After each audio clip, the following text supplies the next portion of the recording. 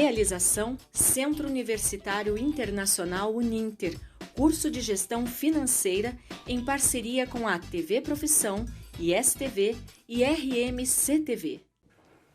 Agradecemos imensamente ao professor Daniel Weiger Cavagnari. A sua participação foi brilhante, nos trouxe uma série de conhecimentos que normalmente não estão disponíveis aí nem nas redes sociais, nem nas salas de aula. Enriqueceu muito o aprendizado de todos nós sobre o que é o Bitcoin, como funciona esse sistema e que tipo de garantias nós podemos ter, né? A sua apresentação foi brilhante e representou muito bem o Centro Universitário Uninter, a quem nós renovamos os nossos agradecimentos. Nossa próxima convidada é uma professora doutora pela UTF-PR, bióloga, mestre e doutora em tecnologia, pela linha de pesquisa e desenvolvimento, tem passagem pelo doutorado em tecnologia da North Carolina State University em Raleigh, na Carolina do Norte, Estados Unidos. Atua na Embrapa desde 1989, atuou no núcleo de gestão como analista da área de avaliação e prospecção de tecnologias e atualmente trabalha na Secretaria de Aquicultura e Pesca do Ministério da Agricultura. E também leciona como professora convidada em algumas instituições. Professora doutora Nádia Solange Schmidt, seja bem-vinda ao nosso programa. É uma satisfação tê-la conosco. A palavra é sua. Boa tarde a todos e a todas. Eu, em primeiro lugar, gostaria de agradecer ao professor Daniel pela oportunidade de participar desse importante debate sobre a contribuição do Dr. Celso Furtado na ciência e tecnologia e no desenvolvimento do nosso país. O Dr. Celso Furtado foi um político e um cientista com uma visão extraordinária, muito à frente do seu tempo, e graças às ideias que ele implantou em relação às políticas públicas voltadas para o desenvolvimento do Brasil, é que o Brasil alcança esse patamar de reconhecimento mundial que ele tem hoje, principalmente na vertente do agronegócio, que é o tema que eu vou abordar nesse debate, porque é um tema ao qual eu estou familiarizada. Trabalho numa instituição de ciência e tecnologia, Embrapa, e justamente sobre essa ótica do agronegócio que eu gostaria de trazer um exemplo bem prático de como foi importante a contribuição de Celso Furtado para o desenvolvimento do nosso agronegócio. Aproveito também para cumprimentar o professor André Furtado, ao qual eu tive o privilégio de tê-lo como meu professor durante o meu doutorado. Professor André, é um privilégio estar aqui debatendo um tema tão importante com o senhor. Então, eu gostaria de trazer a esse debate um exemplo bem claro dessa contribuição do Dr. Celso Furtado para o agronegócio brasileiro. Então, eu começo falando sobre a questão da Embrapa. A Embrapa foi criada nos anos 70, mais especificamente em 1973, e ela foi implementada entre 1973 e 1979. Foi nessa mesma época em que foi criada a Sudene, sob então a direção do Dr. Celso Furtado. A Embrapa ela foi uma iniciativa muito importante na busca do desenvolvimento tecnológico agrícola do país. Aqui em 1970, o nosso agronegócio ele estava assim, engatinhando, nós não tínhamos tecnologia. O Brasil era muito dependente da tecnologia estrangeira, que esse também foi um dos temas que o Dr. Furtado sempre falou, sempre disse que o país, para que ele fosse desenvolvido, ele teria que ter uma independência tecnológica. E à época o Brasil era, em termos agropecuários, totalmente dependente de tecnologias estrangeiras, as quais nem sempre elas eram adaptadas, ou a mesma adaptação delas, elas não tinham o mesmo resultado de quando aplicadas no exterior, porque nós temos os nossos peculiaridades em relação a clima, em relação à genética, no caso da agropecuária. Então, eu acredito que a Embrapa, a criação da Embrapa na visão dessa independência financeira, do desenvolvimento regional, do desenvolvimento do país preconizado pelo Dr. Furtado, foi um salto, foi o que nos possibilitou sermos o que nós somos hoje. Então, quando foi criado o Sistema Nacional, a intenção do governo era justamente essa, de dotar o país de uma capacidade tecnológica e, ao mesmo tempo, proporcionar uma oportunidade para que essas inovações tecnológicas fossem incorporadas à nossa economia e à sociedade de uma forma geral. Então, como já era preconizado pelo Dr. Furtado, à época, o governo era o responsável por criar essas oportunidades, por promover mudança nos órgãos de pesquisa e nas universidades, objetivando buscar resultados ou pesquisas aplicadas que pudessem ser utilizadas para melhorar a nossa questão, no caso que eu estou abordando, do agronegócio. Então, a Embrapa, ela nasceu com a missão de produzir conhecimentos e tecnologias que pudessem ser usadas na promoção do desenvolvimento nacional. Então, um dos maiores entraves à época para o desenvolvimento do agronegócio era justamente a falta de tecnologias nacionais e essa extrema dependência estrangeira, essa dependência tecnológica que nós tínhamos. Então, na década de 70, o Brasil não possuía uma tecnologia agrícola e ela adotava um modelo de produção agrícola primário e reduzia as chances de melhorar a competitividade e a produtividade do Brasil. Então, como eu falei, o período da Embrapa de implantação, ela começou em 73 e terminou em 79. A essa época, nesse período, foram criados 23 centros de pesquisa nas diversas regiões. E como uma forma também, não só de alavancar o agronegócio, mas também pensando no desenvolvimento regional, desses 23 centros que foram criados, 10 deles estavam localizados no norte e no nordeste. Por exemplo, no semiárido, em Pernambuco, foi criado o Centro de Pesquisa, à época nacional do semiárido, foi criado a Embrapa Algodão, foi criado a Embrapa Meio Norte, a Embrapa Acre.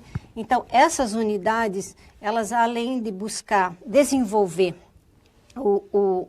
a cadeia produtiva já instalada nesses locais, ela também buscava o desenvolvimento regional, assim como o forte desse, digamos, objetivo maior dessa implantação desses centros, nesses locais, estava mais voltado para o desenvolvimento regional, buscando alavancar o que já era produzido naquele local.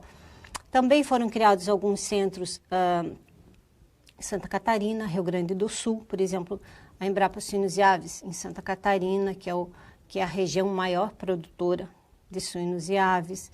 A Embrapa Soja, em Londrina.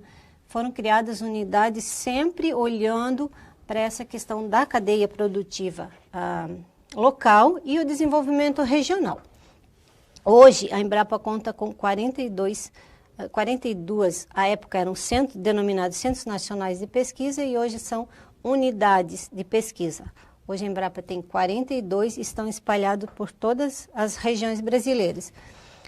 A instalação desses centros, ela proporcionou, como eu havia falado, não só alavancou o agronegócio e a cadeia produtiva, onde ela está localizada, mas também o desenvolvimento regional, onde essas unidades de pesquisa estão instaladas. Como o doutor Celso preconizava, na época havia um entendimento de que o governo é quem deveria prover e financiar a ciência e tecnologia para alavancar ou para impulsionar o desenvolvimento econômico. À época tratava-se da Big Science, então uma pesquisa de oferta de tecnologia. Isso deu muito certo alguns anos atrás, essa questão da oferta de tecnologia.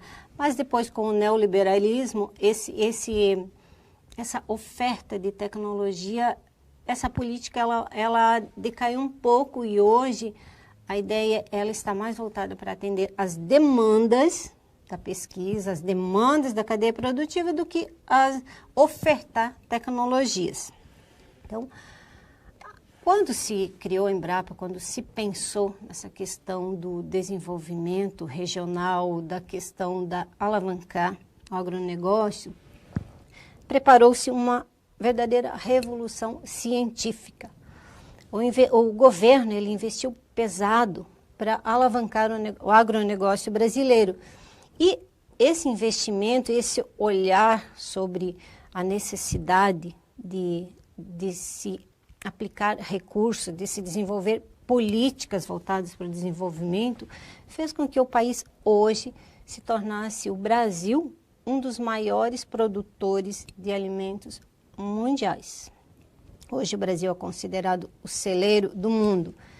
Então, as pesquisas, por exemplo, as pesquisas desenvolvidas pela Embrapa nesse período, por exemplo, por meio de melhoramento genético, elas tornaram possível a produção de trigo na região de Cerrados, que era algo considerado impossível desenvolver cultivares devido ao clima, ao solo da região cerrado. Então, esse é um exemplo de como a tecnologia, de como a pesquisa, a ciência consegue ultrapassar fronteiras, consegue proporcionar desenvolvimento regional.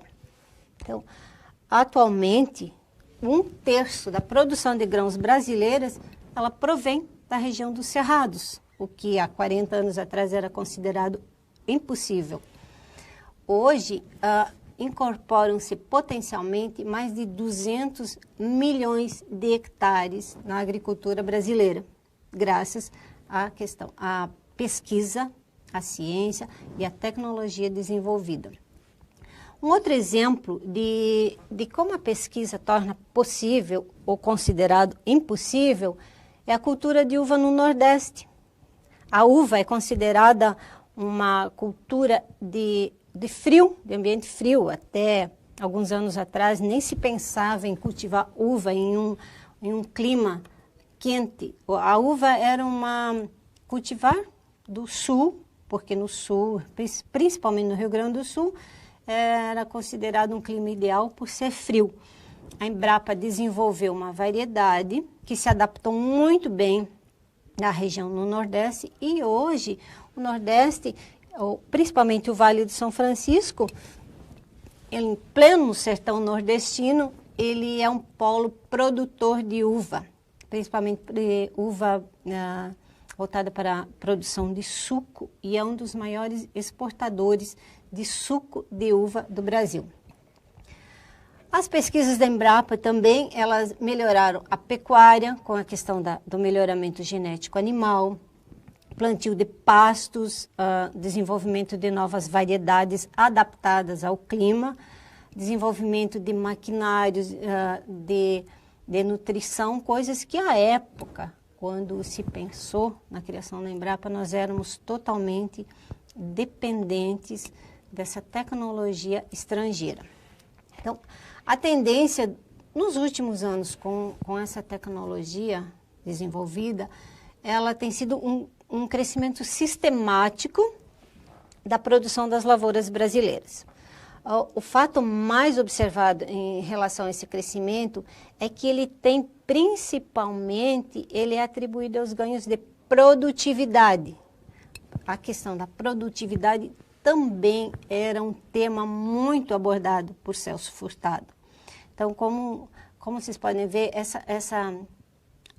essa relação de trazer, essa ideia de trazer um exemplo prático de como essas políticas, esses ideais de Celso Furtado pensados à época se concretizaram e vieram a tornar o Brasil essa potência que está justamente na questão do agronegócio, que é pouco debatido quando se fala da trajetória de Celso Furtado. Então, durante aproximadamente os 45 anos, a produtividade do Brasil ela manteve-se estática. Ela era uma produção pouco significativa, era uma produção primária, sem muita tecnologia, e a produção era muito dependente do uso da área. Então, a partir de 1975, depois dessa questão do investimento de recursos para pesquisa e para o desenvolvimento tecnológico do agronegócio, houve um crescimento acentuado da produtividade. Então, os produtos do agronegócio acabaram gerando superávites comerciais. Então, isso levou o Brasil hoje a ocupar o 3º lugar como o maior exportador de alimentos do mundo. Tem safras recordes e hoje ele está na mira, o Brasil, de ser o maior produtor nos próximos anos. Segundo o Ministério da Agricultura, a produção deverá ultrapassar 232 milhões de toneladas na safra de 2018 para 302 milhões em 2027, o que representa um aumento de 69 milhões de toneladas e um crescimento de 2,5% ao ano. Atualmente, a área brasileira para a produção de grãos é de 63 milhões de hectares e deve expandir para mais 71 até a safra de 2027. Então, se o Brasil, com essas políticas adotadas, com essa criação, com esse investimento pesado na ciência e tecnologia, se o Brasil ele ganhou um espaço entre os exportadores, ele desapareceu da lista dos 20 maiores importadores de alimentos.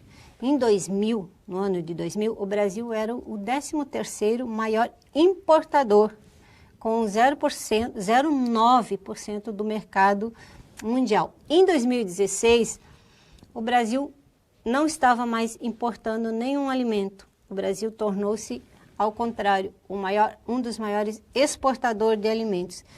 E o destaque do Brasil na exportação, dentre os produtos mais exportados, estão os produtos advindos da agropecuária, do agronegócio brasileiro. Por exemplo, o soja. O soja brasileiro ele tem uma participação de 12% nas exportações brasileiras. E o Brasil hoje é o 2º maior produtor de soja do mundo. Ele está apenas atrás dos Estados Unidos. Milho é outro exemplo. O milho em grãos ele gerou uma receita de 7,34 bilhões de dólares em exportação para o Brasil em 2019. E a participação do soja na exportação brasileira foi cerca de 3%. O mesmo acontece com a pecuária brasileira.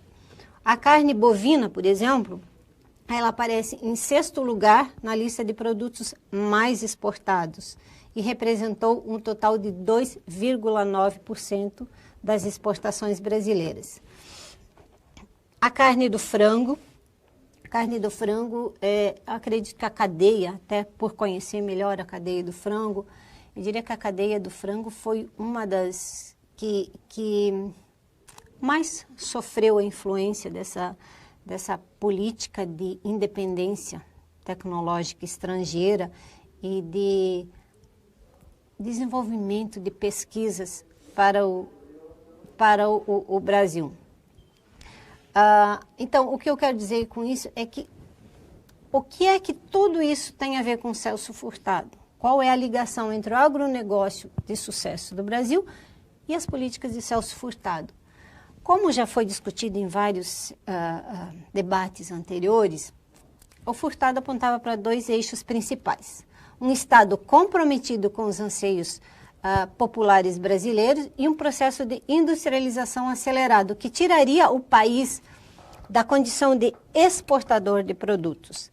Então, a grande contribuição de Furtado foi tornar o Brasil um dos principais players do agronegócio. Foi apontar a necessidade de um processo de transformação estrutural de oferta de mercadoria, sempre impulsionado, sempre coordenado pelo Estado.